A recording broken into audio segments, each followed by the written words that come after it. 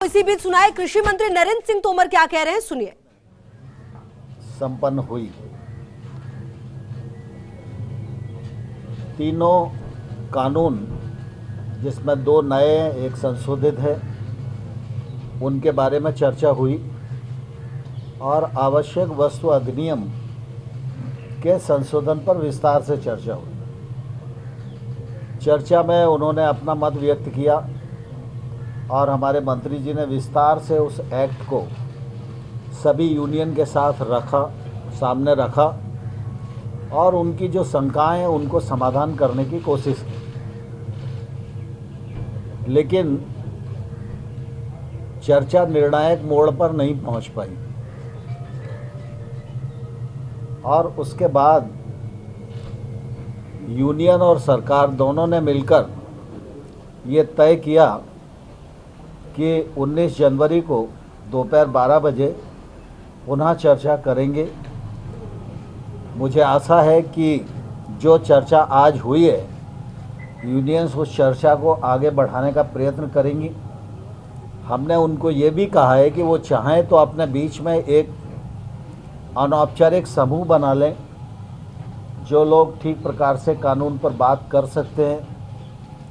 सरकार से उनकी अपेक्षा क्या है, कानून में किसानों के प्रतिकूल क्या आता है, इस पर डिस्कस करके वो कुछ मसौदा बना के अगर सरकार को दें तो सरकार उस पर खुले मन से विचार करने को तैयार है।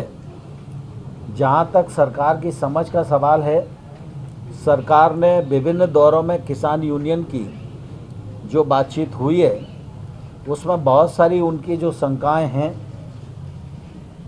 उनको पहचान किया है और उन शंकाओं को दूर करने के लिए अपना मत भी व्यक्त किया है और यूनियंस को लिखित प्रस्ताव भी सरकार की ओर से दिया गया है।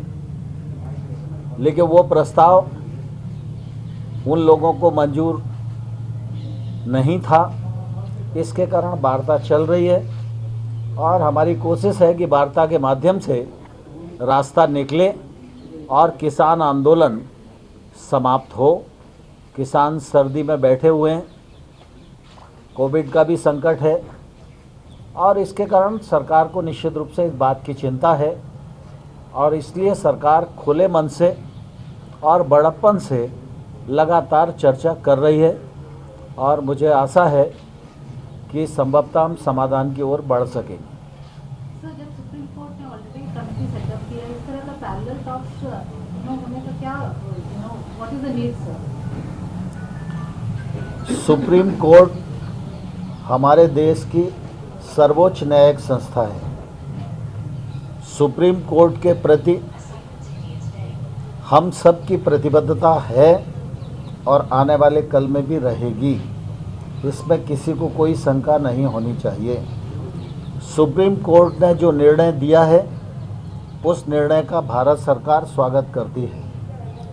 सुप्रीम कोर्ट ने जो कमेटी मध्यस्थता के लिए और सुनने के लिए बनाई है, वह कमेटी जब भारत सरकार को बुलाएगी तो हम उस कमेटी के समक्ष भी अपना पक्ष प्रस्तुत करेंगे और अपनी बात निश्चित रूप से रखेंगे। लेकिन किसान चूँकि सरकार से वार्तारत थे और इसलिए आज की तारीख तय थी, तो हम लोगों ने किसान यूनियन को पूछा, उन्होंने कहा हम वार्ता के लिए आना चाहते हैं, तो हमने कहा कि आप ज़रूर आइए।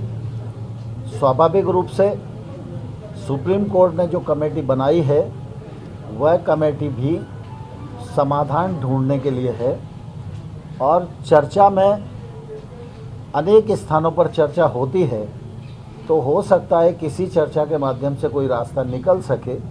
इसलिए भारत सरकार ने किसानों से आज पूछा, उन्होंने कहा कि नहीं हम चर्चा करना चाहते हैं और आगे भी चर्चा को हम जारी रखना चाहते हैं, तो इसलिए उन्होंने 29 तारीख दी, हमने उस पर अपनी रजामंदी।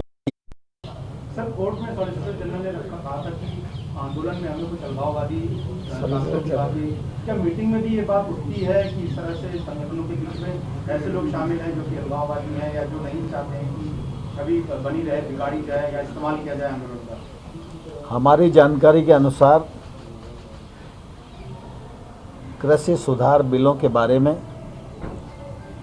2-3 राज्यों के किसान आंदोलित हैं, वो धरने पर बैठे हुए हैं। उन किसानों के प्रतिनिधि के रूप में कुछ किसान यूनियन सरकार के साथ वार्ता में हैं। सरकार उनको किसानों का प्रतिनिधि मानकर ही वार्ता कर रही है। इसके अतिरिक्त हमने और कुछ सोचा नहीं है।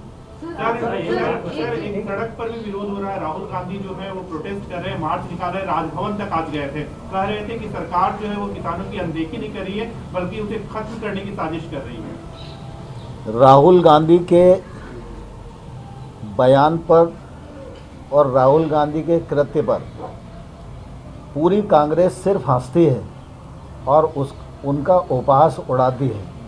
मैं आपके माध्यम से राहुल गांधी को कहना चाहता हूं कि 2019 में कांग्रेस पार्टी के मैनिफेस्टो में ये रिफॉर्म वो करेंगे, यह वायदा उन्होंने लिखित में किया था।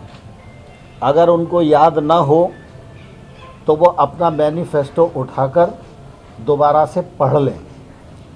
अगर उस मैनिफेस्टो में इस बात का उल्लेख है तो राहुल गांधी जी और सोनिया गांधी जी को इसी प्रकार से भारत की प्रेस के सामने आना चाहिए और यह स्वीकार करना चाहिए कि वो उस समय झूठ बोल रहे थे या आज झूठ बोल रहे हैं।